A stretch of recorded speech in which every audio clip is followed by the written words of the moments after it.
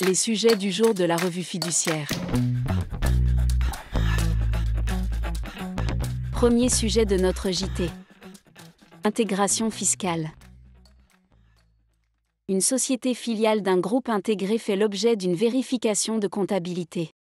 Constatant de graves irrégularités dans ses écritures comptables, le vérificateur assortit ses rappels d'impôt sur les sociétés d'une majoration de 80% pour manœuvre frauduleuse. La société tête de groupe conteste le paiement de cette majoration, estimant qu'elle n'est pas l'auteur ni le complice des faits en question. Les juges saisis de l'affaire confirment que la société tête de groupe est le redevable légal de l'impôt sur l'ensemble des résultats du groupe, de même que des sanctions pécuniaires appliquées, sans pouvoir faire valoir son propre comportement. Deuxième sujet de notre JT. Infogreffe répertorie les sites d'arnaque au cabis. Les arnaques visant les entrepreneurs sont fréquentes et variées. Les nouveaux entrepreneurs reçoivent souvent des courriers ou emails frauduleux leur demandant des paiements pour des services inutiles, voire fictifs. Parmi les arnaques courantes, on trouve des courriers avec des logos ou des sigles ressemblant fortement à ceux des organismes officiels, des services payants pour l'inscription sur un registre des sociétés qui n'est pas le registre national des entreprises, RNE, ou encore des demandes de paiement pour l'obtention d'un numéro de TVA intracommunautaire. Ces arnaques font croire à l'entrepreneur que la démarche est obligatoire sous peine de pénalité.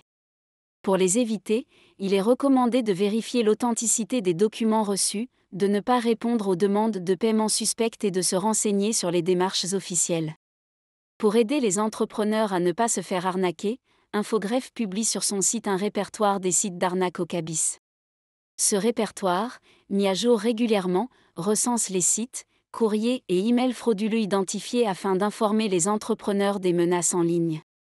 Pour accéder au répertoire des arnaques au cabis, Infogreffe. Troisième sujet de notre JT. Vers une baisse de la cotisation patronale d'assurance chômage ?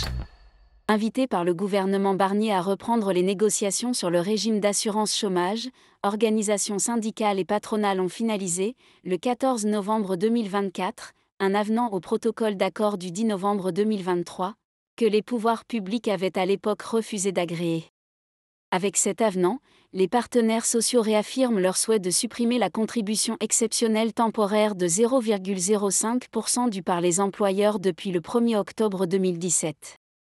Mais cette suppression n'interviendrait qu'au 1er mai 2025, au lieu du 1er janvier 2024 comme le prévoyait initialement le protocole de novembre 2023.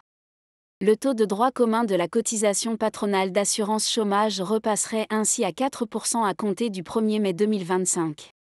Cette mesure ne pourra toutefois entrer en vigueur que si la nouvelle convention d'assurance chômage, qui sera issue du protocole d'accord de novembre 2023 modifié par l'avenant de novembre 2024, est agréée par le gouvernement.